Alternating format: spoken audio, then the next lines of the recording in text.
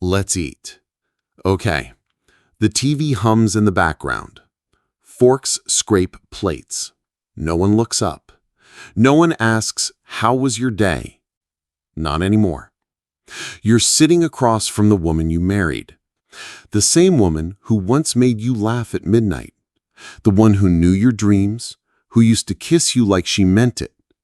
But now, it's like you're living parallel lives under the same roof, like two ships passing in a fog, close enough to see each other's outline, too far to touch. You don't fight. You don't yell. You just drift, silently. Every day, a little further. And maybe you've wondered, when did we stop talking? When did she stop smiling at me? When did I stop reaching for her hand? Most men don't ask those questions out loud. We're taught to keep going, to not rock the boat, to be steady, to be strong. So we tell ourselves, she's just tired. We've been together a long time. This is just what marriage looks like after 50. But deep down, something feels off. It's not about wanting more attention. It's about feeling invisible in your own home. I've seen this happen to good men, men who love deeply, but don't always know how to show it, and to strong women who quietly stop waiting to be seen. So here's a thought. What if the answer isn't doing more? What if it's understanding more? This is the story of Barbara and James, married 42 years.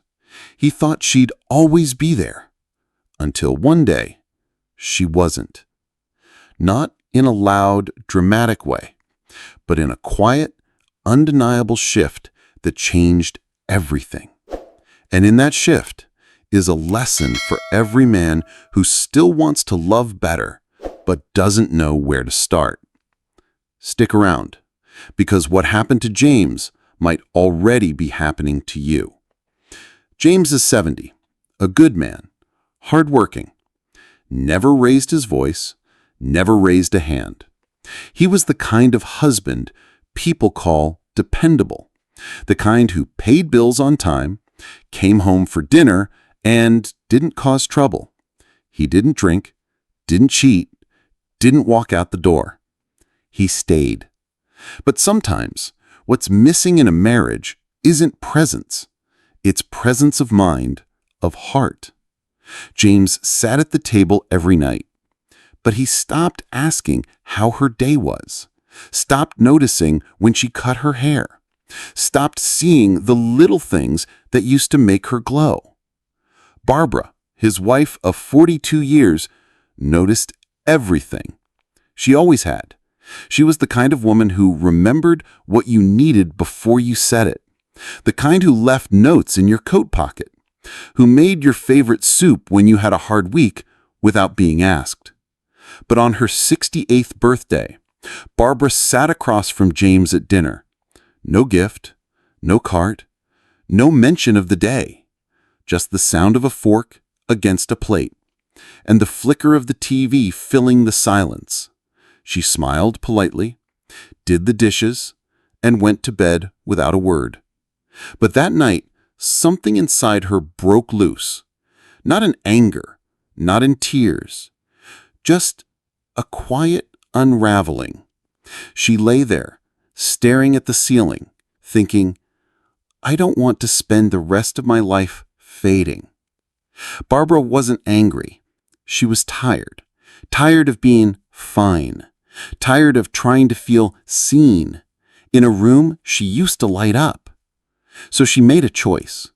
The next morning, she didn't bring it up. She didn't start a fight. She didn't say a word. She tied her walking shoes and walked out the door.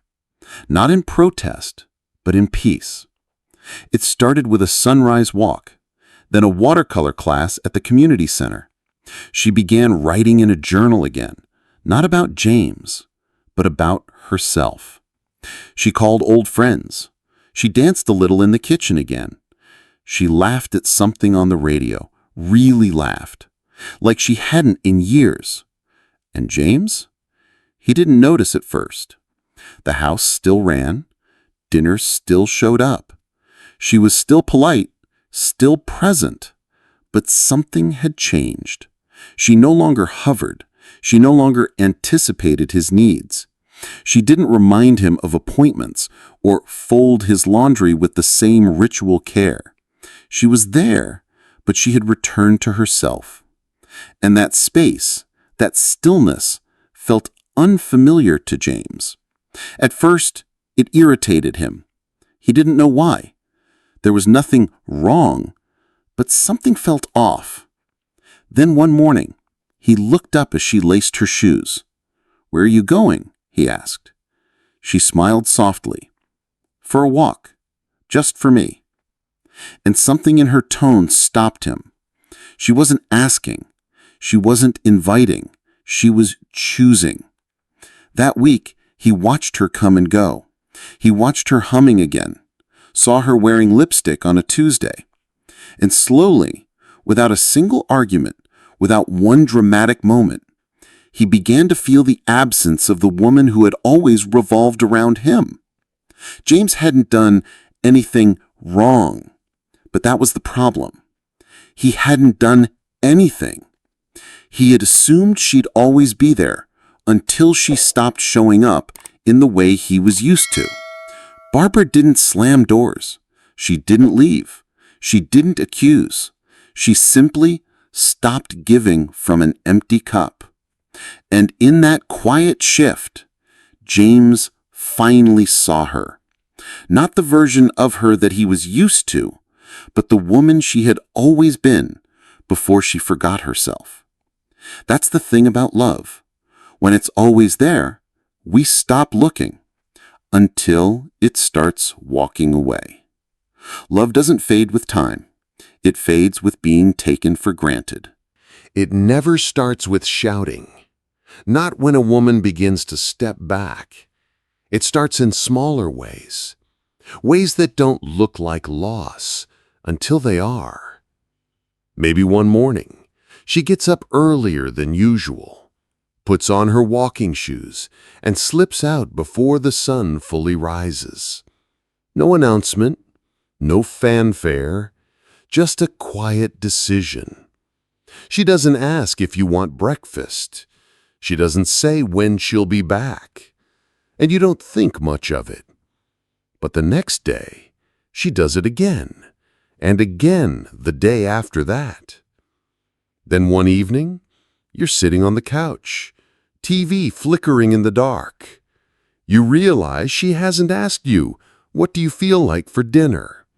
She hasn't reminded you to take your medicine. She hasn't sent you that mid-afternoon text, "Did you eat?" And it's not because she's angry. She's still kind, still warm, still polite. But something's missing. Not her presence, her pattern.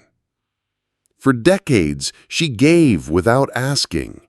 She kept the house running, held the family together.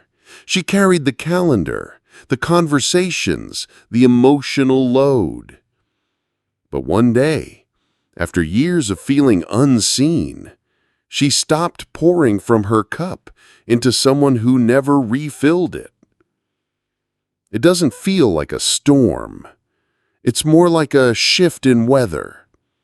A warmth that used to be in the room is gone. A kind of wind has left the walls. She's still there, but she's no longer orbiting around you. At first, as a man, you might think she's just tired. Maybe she's going through a phase. Maybe she's distracted. But then you notice something else. She's smiling more, but not at you. She's talking more, but to her friends. She's glowing again, and you're not the reason. This isn't punishment. This isn't distance born from spite. This is what it looks like when a woman stops giving unconditionally. Not because she's grown cold, but because she's finally grown back into herself. It's easy to miss it, fellas. We're not taught to look for these signs. We're taught to measure love in big gestures, the vacations, the anniversaries, the shared bed. But what really makes a relationship whole are the small things we stop noticing. And when she stops doing them, you start to feel the absence of all the ways she used to show up without being asked. This is the shift, not away from you, but toward herself. And here's the hardest part to swallow. Sometimes it's only when she stops chasing you that you realize how much she ever cared. That's when it hits, not as anger, but as ache. You miss her asking about your day. You miss the smell of dinner warming the kitchen. You miss her hand reaching for yours in the dark, not because you needed it, but because she always offered it. Now there's a space where her warmth used to be, and you don't know how to fill it. That's what happens when a woman steps back. She doesn't always slam the door. Sometimes she just walks quietly toward her own light, and you're left in the dim. At first, it was just odd. One morning, James came into the kitchen, expecting the usual, the faint smell of coffee, the sound of a spoon stirring in her favorite mug. But there was no mug, no Barbara. The coffee machine was still off. The house felt paused. He glanced at the clock. Maybe she overslept. But her shoes were gone from their spot by the door. By the third morning, he asked, casually, "Where are you going?" She didn't pause. "Just a walk," she said, tying her laces. "I like the quiet." She smiled, but it was a smile with boundaries. Not cold, just self-contained. Like she wasn't asking for him to understand. Like she wasn't waiting for him to ask. And for the first time in a long time, James felt something stir. Not jealousy, not anger. Something harder to name. Discomfort. Not with her, with the way he'd stopped noticing her. He used to know the rhythm of her mornings, the songs she hummed, the way she tapped the spoon 3 times against her mug. He remembers one morning, years ago, when she made pancakes in her robe, hair tied up in a lazy bun, and she laughed at something silly he said. She leaned over the counter, flour on her cheek, kissed him, and whispered, "Don't ever stop seeing me." He laughed back then, thought she was being poetic. But now, standing alone in the quiet kitchen, he wonders if that was the first time she asked to be seen, and he missed it. Now the silence echoed in their absence. He didn't say much. He didn't know what to say. But he noticed how the house felt different when she wasn't orbiting around it. It wasn't just the missing coffee. It was the missing presence. And as the days passed, something shifted inside him. He waited for her to come home, not because he needed anything, but because he missed the feeling of her returning. One evening she came back from her walk, hair swept by the breeze, cheeks lit with sunset. He looked up from the TV and asked, almost shyly, "You walk every day now," she said gently. "I do. It feels good." And that night, for the first time in years, he turned off the television and queued up an old detective show, the one she used to love. She raised an eyebrow. He shrugged, trying not to seem too eager. They sat together in the soft glow of the screen, not talking, not performing, just being, side by side. Later that week, he stood by the door when she came home. The next morning, he asked if she wanted company. She paused, unsure, but nodded. They walked slowly, not touching, not because they couldn't, but because the air between them needed space to breathe again. Eventually, his hand reached for hers, and this time it wasn't routine, it was remembrance. James didn't change because he was afraid to lose her. He changed because he finally saw her again. Not as the wife who does everything or is always there, but as a woman, whole, independent, glowing with a light he had forgotten to admire.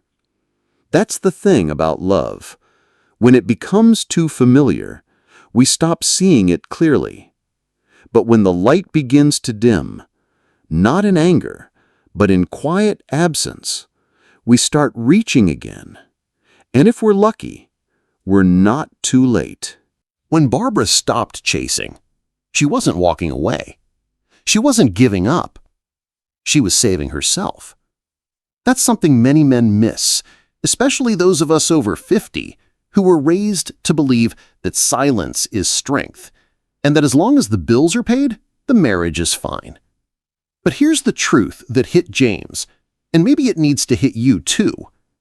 When a woman steps back, it's not about punishment. It's not an ultimatum. It's not a test. It's a whisper, a final one. It says, "I've asked in all the ways I know how. And now, I'm done asking." For years, Barbara had loved with her whole being. She had shown up, not just physically, but emotionally. She anticipated James's needs, held space for his silence, softened when he withdrew, reached when he pulled away.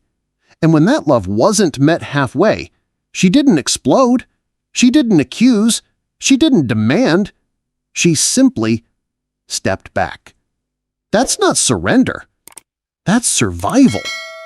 For men like James, and perhaps for men like you, this is the wake-up call. Because the mistake we make isn't cruelty, it's complacency. We think our wives will always be there, that they'll always pick up the slack, that their quiet is just part of who they are.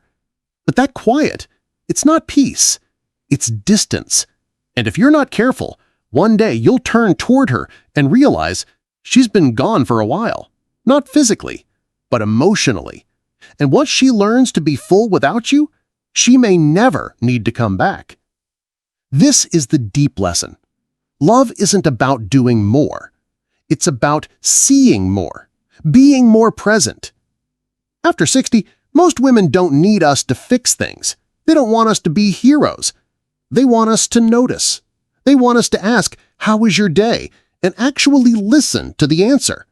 They want us to see the new shade of lipstick, to sit beside them in the quiet, to reach for their hand, not because it's a habit, but because we want to.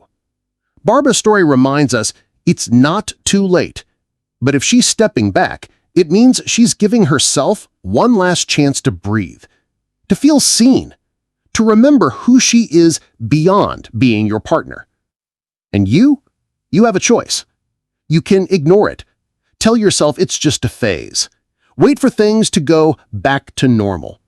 Or you can rise.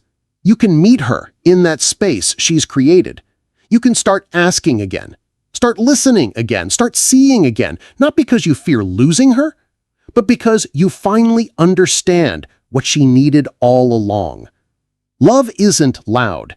It doesn't need to be grand, but it does need to be real. So here's the invitation, man to man. Make her a cup of coffee without being asked. Turn off the TV and look her in the eye. Ask about her dreams, not from 30 years ago, but the ones she still holds now. Learn to sit with her in the silence, not the silence of indifference, but the silence of comfort, of knowing, of shared breath. Because when a woman steps back, she isn't closing the door. She's opening a window, one last time.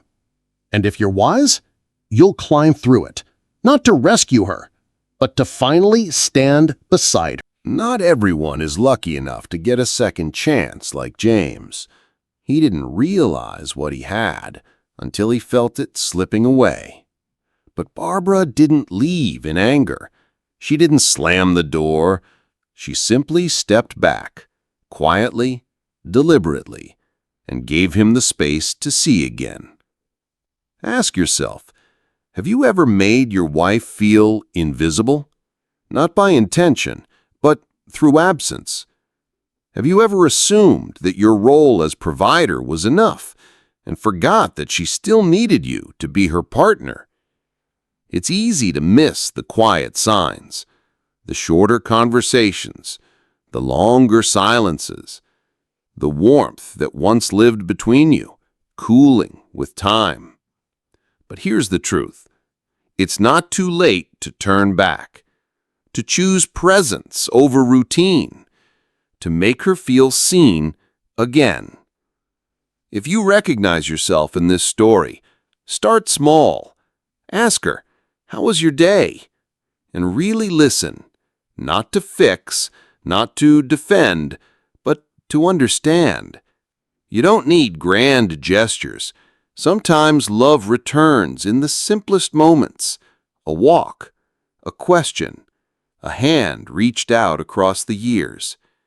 And if she stepped back, don't panic, don't beg, just show up, over and over, until she believes it. Because love at our age doesn't need to be loud, but it must be real. And if you've ever had a moment like James, a moment of awakening, where something clicked and you saw her again, share it in the comments. Your story might help another man not lose the woman he still loves. And if this story hit close to home, subscribe to the channel.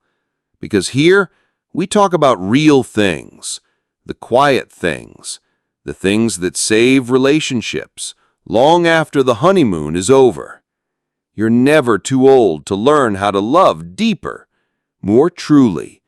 And sometimes, all it takes is one step back to find the way forward.